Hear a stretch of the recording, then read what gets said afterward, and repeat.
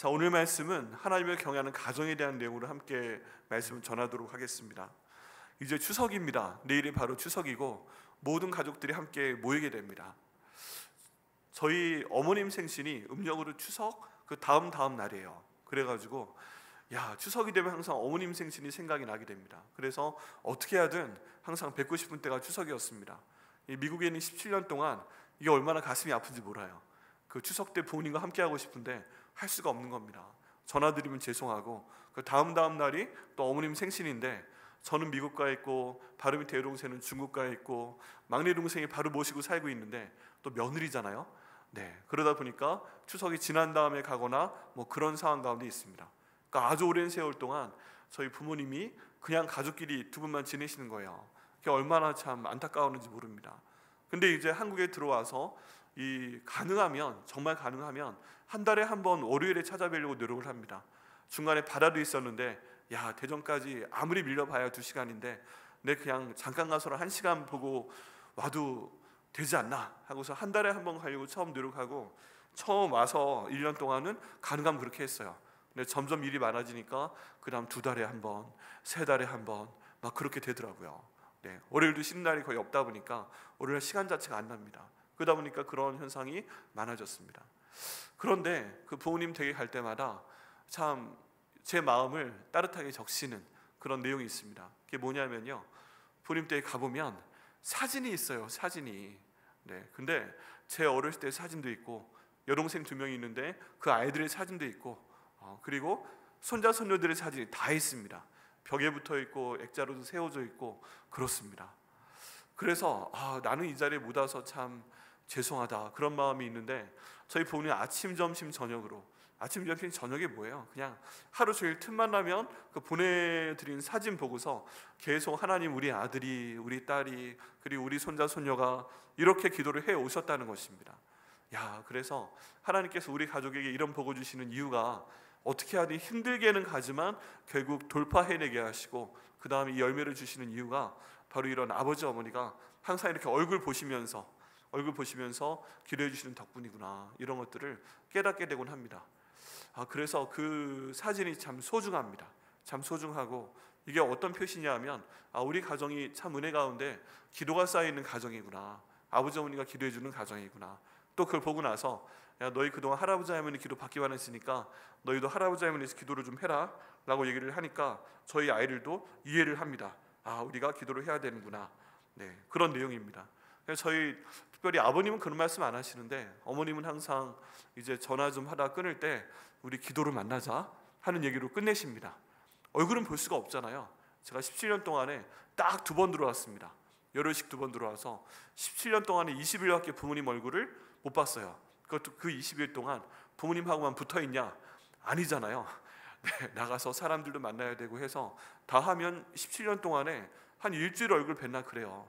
근데 그럼에도 불구하고 항상 제 귀에 울리는 소리는 우리 기도로 만나자 하는 소리였습니다.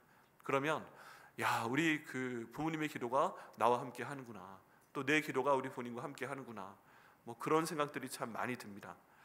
하나님께서 우리에게 이런 귀중한 가정을 주신 이유는 하나님께서 복을 주시기 위함인 줄 믿습니다. 하나님께서 창세기에서 아담과 하와를 만드시고 처음 가정을 만드셨습니다. 그런데 아담과 하와를 통해서 가정을 만드실 때는 하나님이 복 주시기 위해서 만드신 거예요. 생육하고 번성하여 땅에 충만하라, 너희는 모든 것들을 다스리라, 이 복을 주시기 위해서 가정을 만드신 것입니다. 부부를 만드신 것입니다. 또 이를 통해서 하나님께서 항상 기뻐하기를 원하셨습니다. 하나님이 처음 남자와 여자를 만드시고 정말 좋아하셨다, 이런 해석도 가능한데 하나님께서 정말 보시기에 좋았더라 했던 때는 남자를 만드시고 여자를 만드시고 이를 통해 가정이 이루어졌을 때 첫째 날부터 그 전까지는 다 보시기에 좋았더라 정도 하셨는데 가정이 이루어진 상태를 보시고 나서 하나님이 보시기에 심히 좋았더라 라는 말씀을 하고 계십니다. 여러분, 그래서 하나님께서 가정에게 갖고 계신 뜻은 뭐예요? 하나님이 보시기에 심히 좋은 가정을 만드시는 것이 하나님의 뜻입니다. 이 말씀대로 저희가 순종할 때 하나님께서 우리의 모두의 가정을 하나님이 보시기에 정말 심히 좋은 가정으로 만들어 주실 걸 믿습니다. 같이 기도하시겠습니다. 이렇게 하나님 아버지, 저희 가정을 하나님 보시기에 심히 좋은 가정, 복을 풍성하게 부어주시는 가정이 되도록 인도하여 주시옵소서. 아멘. 네, 해주실 줄 믿습니다. 우리 가정이 참 중요합니다. 저희 중보기도 팀이 기도할 때도 보호를 위한 기도를, 방패 기도를 먼저 하는데, 그때 기도하는 대상에 항상 우리의 모든 가족이 포함이 되어 있습니다. 왜 그러냐 하면, 내 한 사람 건강하고 내 한 사람 재정적으로 문제가 없고 내 한 사람이 잘 지낸다고 해서 항상 우리가 평안한 건 아니에요. 네, 멀리 있는 내 부모님이, 또 멀리 있는 내 형제 자매가, 또 뭐 사촌 친척들이 갑자기 큰일을 당하게 되면 그 일 때문에 내가 불안합니다. 내가 힘들고 꼭 내가 영향을 받게끔 돼 있어요. 그래서 항상 우리 모든 가족을 위해 기도를 합니다. 오늘 말씀의 제목이 하나님을 경외하는 가정에 대한 내용인데, 하나님을 경외하는 가정은 어떤 가정인가? 우리 네 가지 내용으로 오늘 본문의 말씀을 통해 한번 보고요. 하나님, 이런 하나님을 경외하는 가정 될 수 있도록 인도하여 주옵소서. 특별히 우리 가족들이 다 모여야 되는데, 어떤 가정은 다 예수님 믿는 가정이 있고 또 어떤 가정은 예수님 안 믿는 가정도 있어요. 이것 때문에 갈등이 일어나는 경우도 있습니다. 그럴 때 오늘의 말씀을 기억하시고 하나님, 우리 가정이 하나님 경외하는 가정이 될 수 있도록 인도하여 주시옵소서. 또 가족들이 모였는데 다 하나님을 경외하지 않으니까 어디에선가는 마음에 안 드는 말이 나타나고, 어디에선가는 마음에 안 드는 뭔가 행동이 막 이렇게 이루어질 때 거기에 대해서 정면 충돌 이런 거 하지 마시고, 하나님, 우리 가정이 하나님을 경외하는 가정 될 수 있도록 인도하여 주옵소서 라고 기도를 심으시기를 바랍니다. 그럼 하나님께서 그 기도를 반드시 저희 가운데 응답하실 것을 믿습니다. 첫 번째 우리 생각해야 될 내용은 하나님을 경외하는 가정이 삶의 기초가 됩니다. 하나님을 경외하는 가정이 갖고 있는 정말 중요한 특성 가운데 하나는, 내가 하나님을 경외하는 가정 가운데 있으면 그게 내 삶을 이끌어주는 기초가 된다는 것입니다. 여러분, 삶의 기초가 어떤 거세요? 내가 갖고 있는 삶의 기초, 가만히 생각을 해보면 누가 뭐라고 해도 우리 가정이 내 삶의 기초가 됩니다. 그런데 그 삶의 기초가 되는 가정이 함께 하나님을 경외하는 가정이라면, 함께 하나님을 생각하고요, 함께 하나님께 기도하고, 함께 하나님의 말씀을 보고, 함께 하나님의 말씀을 나누고, 그리고 손잡고 기도하고, 멀리 있을 때 우리 기도로 만나자, 이런 내용으로 서로 인사할 수 있다면 그게 그 삶의 기초가 되는 것을 저희가 알 수가 있습니다. 그 내용이 1절 말씀에 있습니다. 여호와를 경외하며 그의 길을 걷는 자마다 복이 있도다 라고 말씀을 하고 계십니다. 이 말씀 가운데 보면 그 여호와를 경외한다는 내용이 있는데, 여호와를 경외한다는 내용은 그냥 단발적인 감정이 아니에요. 그냥 내가 일상적으로 살다가 교회 와서 기도할 때 이때만 하나님을 경배해, 이때만 하나님께 예배해, 이런 것이 아니라 지속적인 삶의 태도를 말합니다. 또 우리식 표현으로 하면 습관을 말합니다. 하나님을 경외하는 게 하나님 말씀을 생각하고, 하나님 말씀을 읽고, 이 말씀을 읽으면서 기도하고, 이 말씀을 읽으면서 순종하려고 한번 힘을 써보고, 이런 것들이 내 삶의 습관으로 박혀있는 그런 가정을 얘기하고 있습니다. 또 이 말씀 가운데 보면 그의 길을 걷는다 라고 되어 있는데, 여기 길은 우리 인생의 길을 말합니다. 그리고 인생 가운데서 우리가 살아가는 삶의 방식을 말하고 있습니다. 요즘에 굉장히 많은 자기 개발서가 나오고 있는데 그 내용들을 한번 제가 쫙 분류를 해봤어요. 요즘에는 자기 개발을 어떻게 하라고 하는가? 여러분, 자기 개발서가 좋은 것도 있고 안 좋은 것도 있습니다. 왜 그러냐면, 우리가 우리 자신을 개발할 수 있는 가장 좋은 방법은 일단 하나님 말씀 보는 겁니다. 그 말씀 가지고 기도하는 겁니다. 그 말씀대로 살아내는 겁니다. 그러면 주의 말씀이 내 발의 등이 되고 내 길의 빛이 되어서 우리의 길을 인도해주는 그런 이정표가 되어줍니다. 힘이 되어줍니다. 하나님께서 우리 마음을 이끌어 주십니다. 예수님을 내 삶의 주님으로 삼고 내 길을 만드시는 분도 예수님, 내 길을 인도하시는 분도 예수님, 내 길을 끝까지 인도하셔서 열매를 주시는 분도 예수님, 이런 마음을 가지고 삶의 습관을 형성해 나가는 사람들은 하나님께서 복을 주시게끔 되어 있습니다. 이런 분들은 말씀 가운데 살기 때문에 죄를 짓지도 못합니다. 왜 그래요? 예수님이 내 삶 가운데 계시기 때문에 죄를 짓고자 해도 마음 가운데 어려움이 있습니다. 그래서 할까 말까 그러다가 안 하게 됩니다. 안 하게 돼요. 우리 삶에 자기 개발을 위한 가장 중요한 내용은 바로 성경 말씀을 읽고 그 말씀대로 기도하고 그 말씀대로 순종하는 그런 일입니다. 그런데 우리가 보통 찾아볼 수 있는 서점에 많이 나와 있는 자기 개발서를 보게 되면 그 중심이 다릅니다. 그 중심이 하나님, 예수님, 성령님 쪽이 아니라 나 자신이에요. 나 자신. 내 자신이 무엇을 해야 된다. 뭐 새벽형 인간, 저녁형 인간, 뭐 어떻게 하고 여러 가지 얘기가 정말 많이 있습니다. 그런데 이 모든 것들의 초점은 바로 자기 자신입니다. 그래서 하나님이 중심으로 길을 가는 사람들은 하나님께서 그 길을 인도하시지만, 자기의 길을, 자기의 개발을 통해서 가려고 하는 사람들은 이 길이 자기가 뭔가 해야 되는 거예요. 내가 돈을 많이 벌어야 되고, 내가 공부를 많이 해야 되고, 내가 뭔가 네트워크를 많이 만들어야 되고, 이래야 되는 상황이 되는 것입니다. 이걸 만들기 위해서 오늘날 젊은 우리 학생들이 뭔가 좀 좋은 경력을 만들기 위해서, 스펙을 만들기 위해서 얼마나 많이 노력을 합니까? 또 그 스펙을 만들어주기 위해선 엄마 아빠께서는 얼마나 많은 투자를 그들에게 합니까? 뭐 이런 일들이 있습니다. 그런데 이게 잘 되면 너무 좋지요. 잘 돼야 됩니다. 그런데 많은 경우에 내 자신이 뭔가를 하기 때문에 이게 잘 되지 않을 가능성도 정말 많이 있어요. 저도 그 어떤 특정한 영화사, 그 마블스에서 나오는 영화를 좋아합니다. 뭐 재미있습니다. 상상력을 자극하고. 근데 한편으로는 거기 있는 영화를 별로 좋아하진 않습니다. 왜 그러냐 하면, 하나님께서 태초에 천지를 창조하시고 모든 걸 주관하고 계시는데, 마블스에 나오는 위대한 그 영웅들이 있잖아요. 거기에 나오는 뭐 아이언맨도 있고 뭐 여러 사람들이 있습니다. 근데 이 사람들은 뭔가 문제를 해결해 나가는 방식이 자기 자신의 개발을 통해서 이루어 나갑니다. 뭔가 굉장히 멋있는 로봇 슈트를 만들기도 하고요, 또 초능력을 가기도 하고요, 뭐 그런 식으로 가게 됩니다.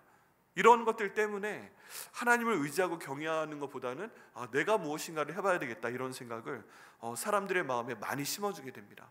그리고 그 방식대로 길을 가야 되는 거다라고 저에게 은연중에 메시지를 주게 됩니다. 그런데 오늘 말씀에 보면 그게 맞을 수도 있지만 하나님 말씀이 더 강력함을 믿으시길 바랍니다. 오늘 말씀에 뭐라고 하고 있어요? 여호와를 경외하며 그에게를 걷는 자마다 복이 있다라고 말씀을 하고 계십니다. 여러분, 저희 가정을 위한 하나님의 뜻은 하나님께서 복을 주시는 겁니다. 우리 삶 가운데 가장 중요한 하나님의 뜻은 뭐라고요? 하나님이 나에게, 또 우리 가족에게 복을 주시는 겁니다. 하나님 복을 주셔야만 우리가 가장 복된 길을 갈 수가 있습니다. 우리는 복을 받는 사람들이에요. 누군가 복을 줘야 돼요. 근데 그 복을 주는 것은 자기 개발도 물론 일정 부분 필요하겠지만 하나님께서 복을 주셔야만 가능합니다. 그래서 우리는 이 복을 위해서 간절히 기도해야 됩니다. 그런데 이 복의 기초가 무엇이다? 오늘 1절 말씀에 보니까 하나님을 경외하는 것이다. 그리고 하나님을 경외하는 것이 우리 삶 가운데 복이 된다라고 말씀을 하고 있습니다. 여러분, 이런 일이 벌어지게 될 때 하나님께서 가족 전체를 구원하시는 역사가 생겨납니다. 그 가장 좋은 예가 노아의 가족들입니다. 노아의 가족 가운데 노아가 있어요. 그리고 아내가 있어요. 그리고 세 아들과 며느리들이 있습니다. 다른 모든 사람들이 그 당시에 하나님께서 노아에게 하신 말씀, 큰 비가 올 거니까 너희가 노아의 방주를 만들어라, 엄청나게 큰 배를 만들라 라고 말씀을 하십니다. 근데 전승에 보면 노아가 이 말씀을 듣고 방주를 만든 장소가 물가가 아니었어요. 바닷가 근처가 아니라 산 중턱의 방주를 만들게 됩니다. 왜 그랬을까? 나무가 있어야 되니까. 그 나무를 끌고 내려올 수가 없으니까 산 중턱의 나무를 만들었다고, 그 방주를 만들었다고 나와 있습니다. 근데 모든 사람들이 보고 더 비웃는 거죠. 뭐 하나님이 자기한테만 말씀하셔가지고 무슨 비가 온다고 말씀하시고, 비가 언제 오신다니? 그 비가요 120년 뒤에 내립니다. 할렐루야. 네. 근데 성경에 보면 너무 기가 막힌 게 뭔지 아세요? 하나님이 노아에게 내가 큰 홍수를 내릴 건데 네가 방주를 만들어라 라고 말씀을 하실 때 그 비가 120년 뒤에 올 거란 말씀을 하세요, 안 하세요? 안 하셨어요. 네, 일단 만들라고 하시는 거예요. 근데 만들다 보니까 몇 년이 갔어요? 120년이 간 거예요. 이 사람이 좀 정해진 날짜가 있으면 힘이 되잖아요. 애초에 처음에 말씀해 하시면 노아가 하나님 저 못해요, 무슨 120년 동안 뭐 이랬을지도 몰라요. 근데 일단 만들어라 말씀하셨는데 하나님께서 그 배를 120년 동안 만들게 하십니다. 이 기간 동안 이제 아들과 이 며느리가 생기게 됩니다. 그러면 동네에서 이 아들하고 며느리들 무슨 얘기 들었겠어요? 야 너희 아버지, 야 너희 시아버지, 야 너희 뭐냐, 뭐 이런 얘기 듣지 않았겠어요? 그런데 성경에 보면 여기 이 세 아들과 세 며느리가 불평하였다, 그런 얘기가 뜻밖에 안 나와 있습니다. 그냥 어떻게든 같이 간 거예요. 도운 거예요. 그러니까 나중에 하나님이 노아의 방주에도 태우셨겠죠. 또 기가 막힌 얘기가 있습니다. 하나님께서 노아의 방주를 만들라 말씀을 하시고 이제 엄청나게 크게 만들었어요. 그리고 역청이란 그 물질을 가져다가 배 안팎을 칠하라라고 이렇게 말씀하셨어요. 그런데 그게 뭐냐 하면 물이 새지 않도록 하기 위해서 배 밖에, 배 안쪽에 방수용품을 이제 칠하는 겁니다. 네, 방수용품을 칠하라고 그래요. 그럼 노아가 또 뭐라고 했겠어요? 네 하고 얘기했겠죠. 네, 그런데 정말 놀랍게도 순서를 보면 하나님이 그 다음에 노아의 방주의 크기를 말씀하십니다. 할렐루야. 네, 노아의 방주가 얼마나 큰지 아세요? 네, 온 세상에 있는 모든 동물들이 다 암수 한 쌍씩 들어가야 될 그 크기입니다. 근데 야 이거 좀 칠해, 알겠습니다 하고 보니까 엄청나게 큰 배를 다 칠해야 되는 거예요.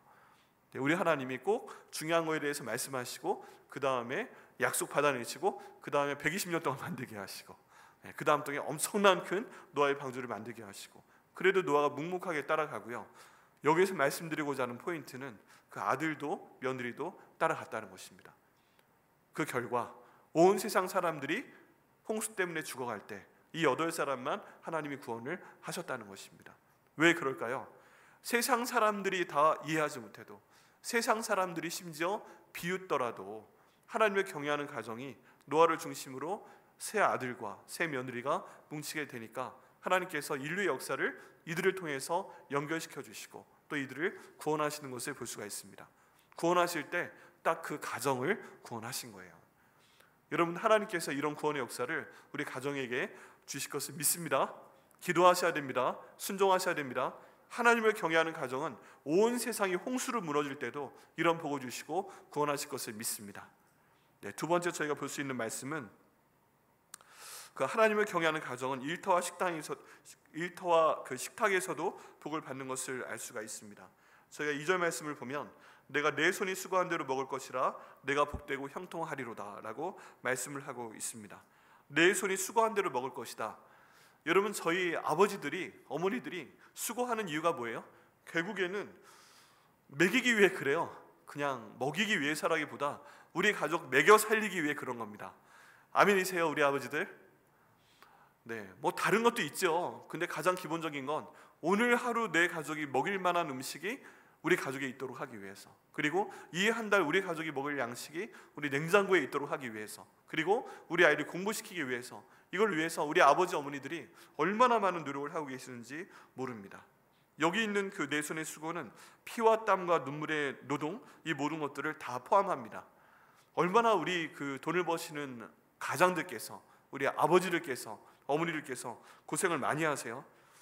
때론 땀도 흘리고 그 땀이 핏방울이 될 수 있도록 막 기도도 하고, 때로는 겉으로 나오는 땀도 중요하지만 마음에 흐르는 땀과 마음에 흐르는 피도 굉장히 많이 있습니다. 왜냐하면 그 직장에서 내가 일을 해서 돈을 벌기 위해서는 자존심 내려놔야 되는 경우가 정말 너무너무 많이 있잖아요. 그냥 내 혼자의 기분이면 그냥 딱 때려쳤으면 좋겠는데 내가 여기 그만두면 우리 애 학원비 어떻게 해? 우리 애 나중에 대학 등록금 어떻게 해? 이거 모아뒀다가 우리를 나중에 결혼시켜야 되는데 이거 어떻게 해? 야, 우리 애가 나중에 자동차 사달라고 하는데 이거 어떻게 해? 우리 애 나중에 유학 보내달라고 하는데 야, 이거 그래도 내가 좀 대줘야 되는데, 이런 생각 때문에 쉬고 싶어도 못 쉽니다. 그러다 보니까 일 자체는 뭐 해야 되는 게 있지만 그 사람과 사람의 관계 때문에 마음의 이 자존심으로 참아내다가 마음의 피를 흘리는 우리 아빠 엄마들이 얼마나 많은지 모릅니다. 자, 우리 이 자리에 있는 아들, 딸들, 우리 엄마 아빠 손 한번 꽉 잡고 감사합니다 한번 말씀하세요. 네, 우리 여러분들이 학교에서 공부하고 여러분들이 학교에서 급식 먹는 거, 그 급식 학교에서 해준 건데요, 우리 엄마가 해준 거 아닌데요. 네, 그 돈은 누가 내요? 우리 아빠 엄마가 벌어주신 돈 가지고 내서 다 먹는 거예요. 네, 여러분이 입고 있는 옷, 그리고서 여러분이 살고 있는 집, 모든 것들이 다 우리 아버지 어머니의 기도와 노력과 이 마음 가운데 흐르는 땀과 피를 흘려내시기 때문에 다 누리고 있는 겁니다. 그냥 나는 내가 살았어요 이런 거 절대 없어요. 네, 하나님의 은혜입니다. 그리고 아버지 어머니의 그 노력의 은혜입니다. 여러분, 이런 것들을 항상 기억을 해야 되고요. 또 여기는 먹다라는 표현은 열매를 누리다, 감사를 향유하다, 그런 표현이 있습니다. 우리가 이를 통해서 먹게 될 때 하나님 감사합니다. 이렇게 일을 할 수 있도록 해주셔서 내가 먹을 수 있도록 해주시면 감사합니다. 감사를 드릴 수 있도록 해주시면 감사합니다. 하나님 우리 아버지 어머니에게 이렇게 일할 수 있는 기회를 주시고 또 건강 주셔서 이렇게 돈도 벌게 하시고 나로 하여금 이런 거 먹게 하시면 감사합니다. 이 옷 받아 입게 하시면 감사합니다. 이렇게 지붕 있는 집에서 살 수 있도록 하여 주시니 감사합니다. 등등 이 모든 것들을 감사할 때 너무 당연한 것 같은데 여러분 그 당연한 것이 하나님의 은혜이고 또 우리가 일터 가운데 누릴 하나님의 은혜인 것을 믿습니다. 또 저희가 생각해야 될 것은 이런 일상의 생활이 저희 가운데 보게 된다는 것입니다. 그래서 우리가 기도해야 됩니다. 하나님을 경외하는 내 가정에 항상 일을 좀 허락하여 주옵소서. 요즘 경제든지 여러 가지 면들이 참 힘이 든데 하나님 우리 가정 가운데 계속 일할 수 있는 일터를 허락하여 주옵소서. 그를 통해 먹게 하여 주옵소서. 그리고 일터에서도 넉넉하게 하나님 채워 주시옵소서. 이렇게 기도하며 나갈 때 하나님께서 우리의 눈에 보이도록 귀에 들리도록 또 내 입에 들어가도록 우리 일터에서의 축복을 주실 것 믿습니다. 그 근본이 뭐라고요? 하나님을 경외하는 자에게 그런 복을 주신다고 말씀하고 있습니다. 또 저희가 일터를 하나님께서 주신 사명으로 생각하는 것도 필요합니다. 저희가 그 직업에 대해서 영어로 말할 때 컬링이라고 얘기를 합니다. 하나님께서 그 자리로 부르셨다는 것입니다. 그러면 우리가 너무 힘든 가운데 있지만 내게 주신 일터의 자리가 하나님께서 내게 일하라고 주신 사명의 자리다 라고 저희가 생각하고 감사하며 그 자리에서 일을 하게 될 때 하나님께서 그를 통해서 또 저희 가운데 복을 주실 걸 믿습니다. 우리 이 자리에 있는 아들, 딸들, 우리 학생들도 이 하나님의 주신 그 나의 일자리 위해서 여러분 왜 공부해요? 왜 좋은 대학 가려고 그래요? 좀 더 좋은 직업 갖기 위해서, 좀 더 연봉이 많은 곳 그런 데 가기 위해서. 근데 그 모든 것들도 하나님께서 그 자리로 불러주셔야만 갈 수가 있어요. 내가 목표를 삼는다고 가는 것이 아니라 하나님께 기도하고 그 자리로 불러주세요 할 때 하나님께서 그 자리로 불러주셔야만 내가 기도하는 그 직업에 갈 수가 있다는 것입니다. 내가 기도하는 학교에 갈 수가 있고 기도하는 전공을 공부할 수 있다는 것입니다. 그래서 우리가 일종의 사명을 가지고 여기에 대해서 기도를 해야 됩니다. 하나님, 내가 일하는 그 일터가 하나님께서 하나님의 뜻이 이루어진 장소가 될 수 있도록 인도하여 주시옵소서. 이 모든 자리 가운데서 정직과 신뢰를 통해서 우리가 일터에서 일을 할 때 하나님을 경외하는 사람에게는 그 자리에서 요셉의 복을 주신다고 말씀하고 있습니다. 또 이게 식탁에 대한 내용이 있는데 여러분 정말 강조하고 싶은 내용 가운데 하나는 아무리 바쁘셔도 가능하면 일주일에 한 번은 가족의 식탁을 마련하시기 바랍니다. 예전에 우리 어른들 말씀하시기에 모든 예절 교육은 어디에서 이루어진다고요? 밥상머리에서 이루어진다 라고 얘기를 합니다. 그래서 저희도 어렸을 때 그 추석 때 밥상머리 교육이 너무 심각했어요. 추석 때 가면 맛있는 게 많이 있잖아요. 얼마나 좋겠어요. 평소에 먹지 못하던 것들이 다 있는데. 그런데 할아버지 할머니 앉아 계시고 우리 아버지 삼촌을 쫙 앉아 계시고 제가 장손이긴 하지만 제가 거기 있는 뭐 조기, 갈비 이런 거에 손을 탁 한번 뻗쳐봤다가 무슨 일이 있었을까요? 갑자기 어디에서 몽둥이 같은 젓가락이 날라오더니 딱 제 손가락을 치더라고요. 어렸을 때 그게 지금도 기억이 나요. 아직도 아파요. 이렇게 아직도 아파. 정말 제 엉덩이는 그 초등학교 때 성경 하루 7장 안 읽으면 아버지한테 구두주걱으로 맞아가지고 부었고, 제 손가락은 그때 이렇게 상이 있는데 할아버지께서 숟가락을 뜨셔서 젓가락을 뜨셔서 그 고기 한 점 딱 하기 전에 이렇게 손을 뻗었다가 뭘 알겠어요. 딱 뻗었다가 아버지가 팍! 아직도 아프다니까요. 그래서 저는 밥상머리 교육이 철저하게 됐습니다. 할아버지 먼저 숟가락 뜨시고, 그 다음 할머니 뜨시고, 그 다음 아버지, 그 다음 둘째 삼촌, 셋째 삼촌, 막내 삼촌 딱 뜨고 그 다음 저예요. 그런데 감히 제 여동생 둘 중에 한 명이 딱 손을 내밉다. 그래서 제가 젓가락으로 손을 딱 때렸죠. 조준을 잘못해가지고 팔목을 한번 때린 적이 있어요. 오빠 왜 그래? 그랬는데 야, 순서가 있어, 서열이 있어. 그래가지고 분위기를 딱 잡아서요. 저희는 이게 항상 딱 집안에 있습니다.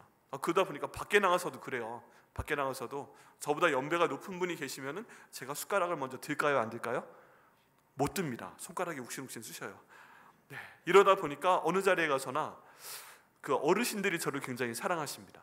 그런 것들을 지키고 있으니까 조용히 있고, 또 어르신들 저희 할아버지가 숟가락 딱 놓으시면 더 먹고 싶어도 같이 딱 놓고, 그리고 나서 부엌으로 가서 엄마한테 더 달라고 쪼릅니다. 그 자리에서 놓고 그 다음 뒤에 가서 엄마한테 더 달라고 쪼르고, 엄마가 살짝 빼주고, 여기에서 가족 간의 사랑이 막 이루어지고, 이런 식탁에서의 교육과 교제와 그리고 감사가 이루어지다 보니까 규율이 딱 잡혀 있는 가정이 됩니다. 어떻게 보면 뭐 그래요 싶긴 한데 그런 게 나타나더라니까요. 그런 게 나타나요. 그래서 저희 그 한 달에 한 번 지방에 45개 교회 지방에 모이는 자리가 있는데 그때 가면요 서열이 있습니다. 쫙 돼 있는데 그 윗 어른이 오셔가지고 앉으셔서 식사하기 전에는 다 가만히 있습니다. 여러분 목사들 세계도 그렇습니다. 네. 그런데 이런 식탁에서의 교제와 식탁에서의 교육을 통해서 하나님께서 그 모든 식탁의 시간을 사랑으로 만드시는 것을 볼 수가 있습니다. 이런 질서가 저희 교회 가운데 있고 또 저희 가정 가운데 있을 때 하나님을 경외하는 복이 있을 때 하나님을 경외하는 그 복을 저희 모든 성도들 가운데 주실 걸 믿습니다. 일터에서의 그 모든 복, 식탁에서의 복, 그 모든 것들이 저희 삶 가운데 나타나게 해주시기를 간절히 기도하시고 응답받으시는 저희 여러분 되게 하시기를 예수님의 이름으로 축원합니다. 세 번째는 하나님을 경외하는 가정은 자녀와 가문에게 복을 전하는 특성이 있습니다.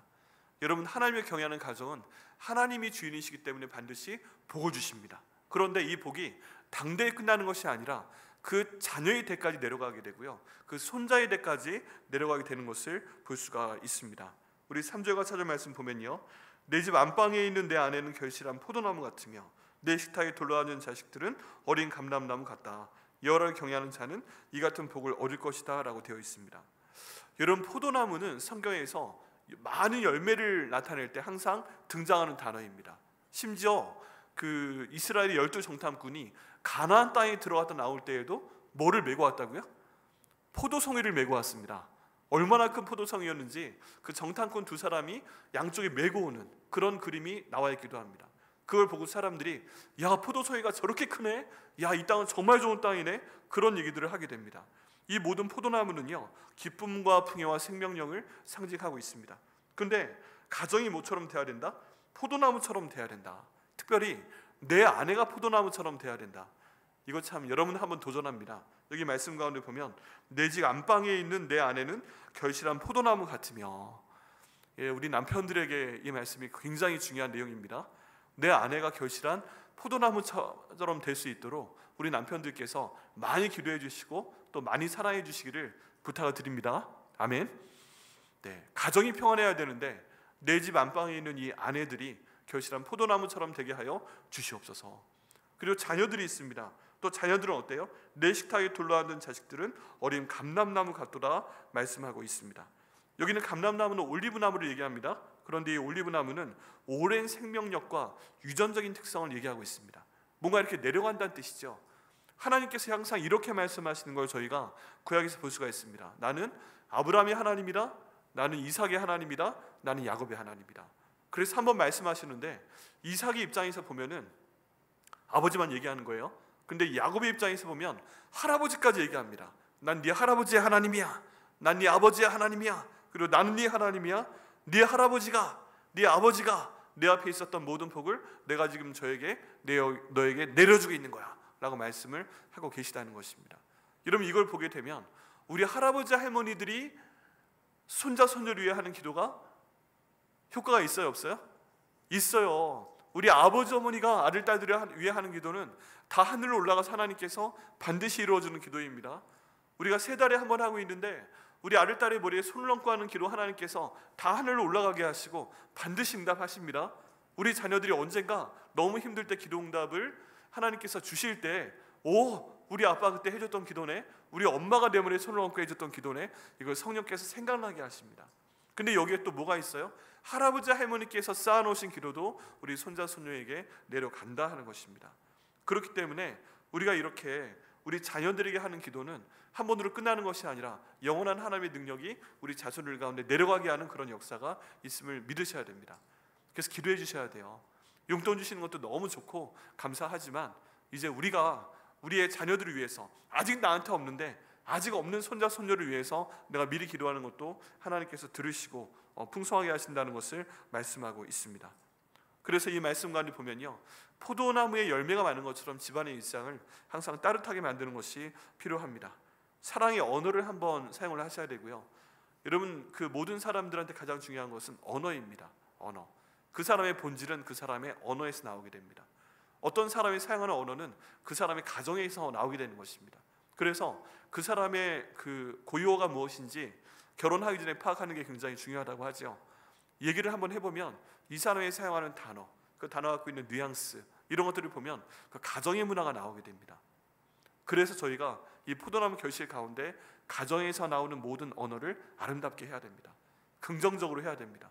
하나님께서 말씀하시는 하나님이시고 이 특성을 저희한테 주셔서 우리가 예수님 믿는 사람도 믿지 않는 사람도 내가 말한 대로 이루어지는 게 굉장히 많이 있습니다. 내가 복을 빌어주면 복을 받고 내가 저주를 하면 저주를 받게 됩니다. 이거 믿으세요? 네, 그래서 가정의 언어를 하나님의 언어로, 포도나무의 언어로 할 때 하나님께서 우리 자녀에게 복을 주시는 그 역사가 나타날 수가 있습니다. 또 이 자녀들은요, 부모님의 신앙의 열매입니다. 우리가 갖고 있는 특성 중에 하나는 뭐냐면, 내가 갖고 있는 꿈이 있는데 어느 순간이 되면 그 모든 것을 내가 이루면 좋지만 이루지 못하는 경우도 있잖아요. 그럼 내 자녀들이 그 꿈을 이루어지기를 원합니다. 나는 가난하게 살았지만 넌 부유하게 살아라. 나는 못 배웠지만 너는 공부를 많이 해라. 나는 우리나라 밖으로 못 나가봤지만 넌 전 세계를 한번 다녀봐라. 뭐 이런 기도를 하면서 계속 도와주게 됩니다. 이렇게 봤을 때 우리 자녀 세대의 그 미래는 바로 부모님의 미래이기도 합니다. 그래서 이런 복이 저희 가운데 반드시 있어야 됩니다. 특별히 그러기 위해서는 우리 부모님들께서, 할아버지 할머니께서 일상적인 생활 가운데서 신앙의 모습을 보이시고 기도하시고 말씀으로 한두 마디 넣어주실 때 애들이 기억하더라니까요. 싫다고 해도 하나님의 말씀은 일단 그 입을 떠나면 하나님 말씀 자체가 역사하십니다. 그래서 나는 부족하지만 하나님 말씀을 내게 준다 하고 말씀을 하시고 적어도 한 주에 한번 가정예배 드려보시고 이런 것들을 하게 되면 하나님께서 그 일을 이루실 것을 믿습니다. 이렇게 됐을 때 일관성 있는 집안의 전통이 세워집니다. 보통 저희 한국 집안에는 가훈이라는 게 있었잖아요. 가화만사성 이런 것도 있었고, 또 어떤 목사님 댁에 가니까 목양일념 이런 것도 있었고, 목양일념이 가훈이니까 할아버지 아버지 그 다음에 본인까지 목사가 돼 있더라고요. 집안의 그 가훈이 그러다 보니까. 여러분, 저희가 집안의 가훈, 집안의 일관성을 뭔가 만들어야 되는데 일관적인 습관을 만들기 위해서는 하나님 말씀에 기반을 둬야 됩니다. 이렇게 할 때 하나님께서 그 가정에게 복의 복을 주실 걸 믿습니다. 또 이렇게 됐을 때 이 자녀들이 정말 평안하게 성장을 하게 됩니다. 여러분, 요즘 그 자녀 교육에 대한 데이터를 한번 봅니다. 연구 내용을 보게 되면 어떤 사람이 정말 큰 사람이 되는가, 어떤 사람이 공부를 잘하는가, 이렇게 봤을 때 가정이 평안한 아이들이 결국 공부를 잘한다. 가정이 평안하고 부모님이 싸우지 않고 부모님이 그래도 그냥 잔잔한 평안을 주고 부모님이 성실하게 일을 하시고 집안에 큰 굴곡이 없고 뭔가 화를 내도 폭발적으로 집어던지거나 때리거나 집을 튀어나가거나 뭐 이런 문화가 없는 가정 가운데서 자란 애들이 마음의 변동이 없이 평안하게 자라잖아요. 이런 아이들이 안정이 되니까 그냥 공부하게 되고, 공부하게 되니까 성적이 좋고, 성적이 좋으니까 뭐 원하는 학교 가게 되고, 그 다음에 계속 그 마음 가운데서 사람이 영과 영과 마주대하는 존재이기 때문에 어렸을 때부터 그런 평안함, 하나님이 주시는 복, 이런 것들이 쌓이다 보니까 면접관한테도 그런 평안한 느낌을 주는 겁니다. 보니까 아는 거예요. 아, 저 사람 평안하구나. 제 우리 회사에 들어오면 아, 회사를 참 따뜻하게 만들겠구나. 이런 것들 때문에 뽑아주는 겁니다. 이런 모든 것들이 가정에서 시작이 된다고 합니다. 결국에는 그렇다면 우리가 하나님의 법으로, 하나님의 말씀으로 우리 가정을 평안하게 하며 아이들의 영혼을 자라게 할 때 결국 하나님의 복이, 우리가 기도하는 모든 복이 말씀을 통해서 결국 미래까지 이어질 줄 믿습니다. 그래서 여러분이 힘쓰셔야 됩니다. 하나님을 경외하는 가정의 복은 가정의 평안이고, 이런 가정이 성장하여 아이들이 잘 성장을 하게 됩니다. 네 번째, 저희가 마지막으로 볼 그 특성은 하나님을 경외하는 가정은 공동체와 세대의 평강의 평강을 갖다 주고 있습니다. 우리 5절과 6절 말씀에 보면요, 여호와께서 시온에서 내게 복을 주실지어다. 너는 평생의 예루살렘의 번영을 보며 내 자식의 자식을 볼지어다. 이스라엘에게 평강이 있을지어다 라고 말씀을 하고 계십니다. 여기 평강이라는 뜻은 샬롬입니다. 우리 히브리어 가운데 정말 유명한 단어 샬롬인데, 이 샬롬은 그냥 전쟁이 없는 게 아니에요. 내 삶 가운데 어려운 일이 하나도 없는 그런 평강이 아닙니다. 성경 가운데 있는 샬롬은 항상 빛과 어둠이 함께 갑니다. 그 고난과 극복이 함께 갑니다. 다른 말로 하면 하나님이 주시는 샬롬의 평강은 항상 푸른 풀밭과 실만한 물가 가운데서 맑은 날씨에는 그런 평안이 아니라 비바람이 몰아쳐와도 그 가운데 하나님을 의지하면서 가만히 버텨내고 있는 그런 평안을 얘기하고 있습니다. 내게 물이 없어도 하나님, 내가 하나님께 기도합니다. 이 물을 좀 갖다 주시옵소서. 이런 데서 하나님의 평강이 오는 것입니다. 내가 비록 광야 가운데 있는 것 같아도 하나님 내게 만나를 주세요. 내게 샘물을 주세요. 내가 지금 엄청난 그 필요가 있습니다. 그럼 매출하게 주세요라고 기도하면 그걸 공급하시는 그 하나님을 보며 평강을 누리는 것을 이야기하고 있습니다. 이건 왜 이런 일이 생기냐면 하나님 안에 있기 때문에 그렇습니다. 하나님 안에 있고 예수님 안에 있고 성령님 안에 있고 이 모든 그 소속감 가운데서 우리가 하나님을 경외하는 가정이 되어서 모든 삶을 영위해 나갈 때 하나님께서 우리 모두에게 복을 주시는 것을 지금 말씀하고 있습니다. 더구나 이것은 그 한 사람뿐만 아니라 공동체 전체에 하나님께서 복을 주신다고 말씀을 하고 있습니다. 왜 그래요? 시온에서 내게 복을 주실지어다. 너는 평생 예루살렘의 번영을 볼지어다. 지금 이렇게 점차 내려가고 있는데 예루살렘이 왜 번영이 될까요? 그건 뭐냐 하면 위의 말씀처럼 이렇게 하나님 말씀을 경외하면서 하나님 말씀 습관으로 삼으면서 하나님께 기도하면서 이런 가정이 예루살렘을 구성하고 있는 겁니다. 그러니까 그런 가정들로 구성되어 있는 예루살렘이 하나님의 복을 주시겠어요? 안 주시겠어요? 복을 주시는 것입니다. 그래서 저희가 기도하는 것도 뭐예요? 우리 교회에 이런 가정이 점점 더 많아지게 하여 주옵소서. 하나님 우리 교회의 모든 가정들이 한 분이 있는 가정이라도 부부가 있는 가정이라도 또 자녀들이 있는 가정이라도 하나님 우리 모든 가정들이 이런 번영하는 가정이 될 수 있도록 인도하여 주시옵소서 간절히 기도하고 있습니다. 여러분 결국 교회는 가정들의 집합체입니다. 우리 모든 가정들의 집합체예요. 우리 가운데 있는 모든 가정이 다 소중합니다. 근데 우리 가정은 편안한데 저쪽에 있는 가정이 굉장히 힘들어요. 불편해요. 그럼 그 교회 모습은 어때요? 우리 모두가 한 몸이기 때문에 한 가정이기 때문에 우리 가운데 있는 어떤 한 가정이 굉장히 어려운 상황 가운데 있으면 몸의 일부분에 가시가 박히면 온몸이 아픈 것처럼 공동체가 함께 아프게 됩니다. 그래서 우리가 이 백향목교에서 신앙생활하면서 정말 평안하기 위해서 번영하기 위해서는 모든 가정을 위해서 함께 기도해 주시길 부탁드립니다.